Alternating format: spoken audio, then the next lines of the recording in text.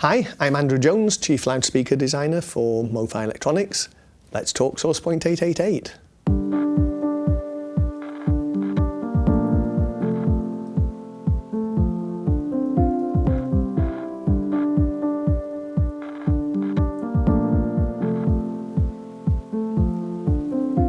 Since I'm always thinking about speakers, always trying to think of new ideas, even in my sleep. So I never stop thinking about it. I love the whole process of design and creation, and especially because it's involved with music. It's very interesting being with MoFi. In large part because of this concept of beginning to end, source to sound, being involved in producing the records, the musical content, and then how to replay that to get as close to the vision of providing the answer, the music that we want to hear.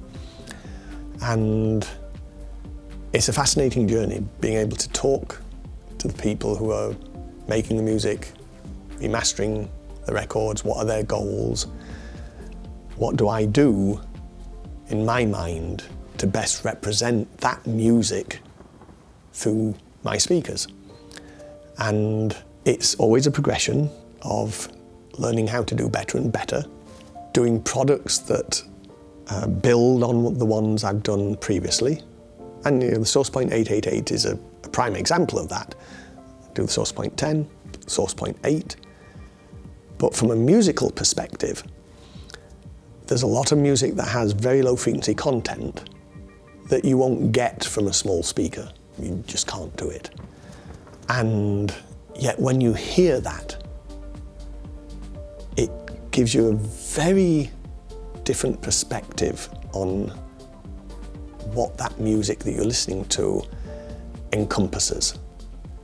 And like rhythmic drive and bass power and just this breathless quality at the low end that has been engineered into the record, but you're missing so much of the time unless you have that capability. And SourcePoint 888 was the answer to some of what is necessarily missing from other speakers that I've done based on size and price point. So I'm always thinking about ideas, it's just which ones are appropriate at any instant. And so when it comes to something like the SourcePoint 888, I need to narrow down my ideas and focus on which of those ideas is the most appropriate at any moment. And in terms of SourcePoint 888, it's on what do I do to take the 8 and add to its capabilities. It's a small speaker, so it doesn't cover the bottom octave. And there's a limit to how loud it can go. How do we fix that? And the idea of doing a floorstander was the impetus to what can I create, what can I do special to turn an already good speaker into something even better? What is it missing? What can I give it to improve it? And that is both bass extension, bass output capability, and just sheer kind of guts to kind of shake your chest. And that was what I wanted to be able to create from SourcePoint 888. I had to develop all new parts to make this work. And it's a paper cone, but it's a special profile that works both properly as a mid-range cone, or woofer mid-range, but also as the right shape to guide the wavefront of the tweeter as it expands out to meet the surrounding environment. I also had to develop new tweeter, new magnet structure, because I wanted to get higher efficiency than I had in some of my previous concentric drivers. So I've got what we call a twin drive magnet, where I've got two neodymium magnets working in opposition to drive flux, both into the woofer magnet gap and the tweeter magnet gap. And then a low profile surround so I don't disrupt the sound wave as it advances across the cone. So, all new, And the only real difference between doing the original 10-inch cone driver and the 8-inch is I wanted to keep as much as common as possible. So I literally took the same cone and I just trimmed the outer diameter and then added a new surround to fit it to the chassis. So it's a near identical driver. So it works as a two-way system. When doing the SourcePoint 888, I need to add bass drivers. And this becomes a mid-range, so I cross it over 130 Hertz. So by removing all the bass from this driver, it no longer has to move very far. Every octave you restrict bass, you need a quarter of the movement. So going from around 50 Hertz up to 150, I need nearly a tenth of the movement.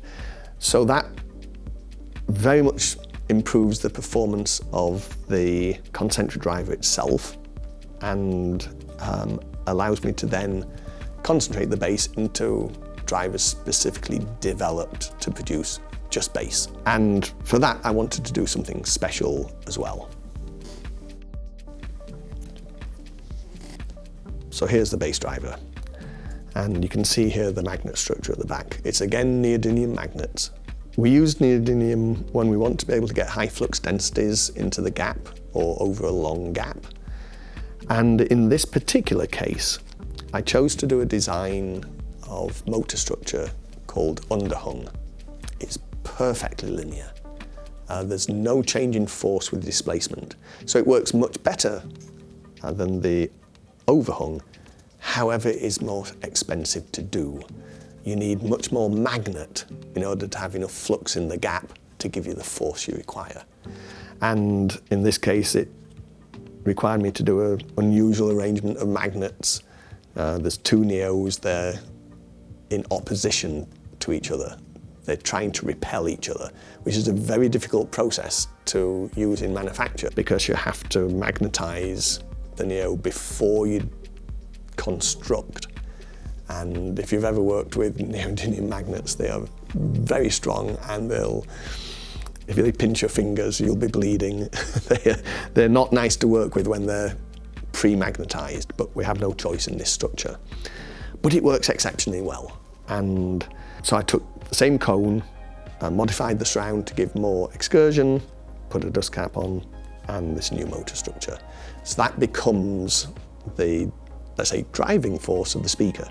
It allows very linear performance, very good impact and control, and contributes in particular to how good SourcePoint 888 is at low frequencies.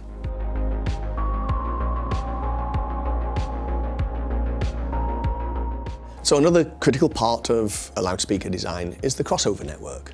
It's a multi-way system, at a minimum a two-way, as in SourcePoint 10, SourcePoint 8, or three-way, as in the case of the SourcePoint 888. Now, developing a three-way crossover system is much more complex and difficult compared to a two-way. It has lots of benefits, but it's also more difficult to get to the right answer. This, for example, is the crossover network for SourcePoint 10 and SourcePoint 8. They're both similar topology and components, just the values are slightly different to match the driver characteristics and the sensitivity level and bass extension, all those kind of things. But you can see quite a well-constructed network, laminated steel core inductors where needed, or air core inductors on the high frequency section, film caps on the high frequency section. So not a hugely simplified network. I think that the idea of doing too simple a network is maybe misguided. A network has to do what it has to do to make the drivers work optimally in the system. So that's SourcePoint 10 and 8. Now the SourcePoint 888, way more complicated. It's not a single board like this. In fact, there's two boards and each are about 50% larger than this one and contain all the components that are required to do a crossover system, crossing over 130 Hertz. Crossing over low is not easy with a passive network. It can be done, it can be done well, but it is a considerably more complicated affair to engineer and optimize. The other part of the design that is critical is the cabinet construction. In a three-way system, ideally, I want each driver to have its own chamber.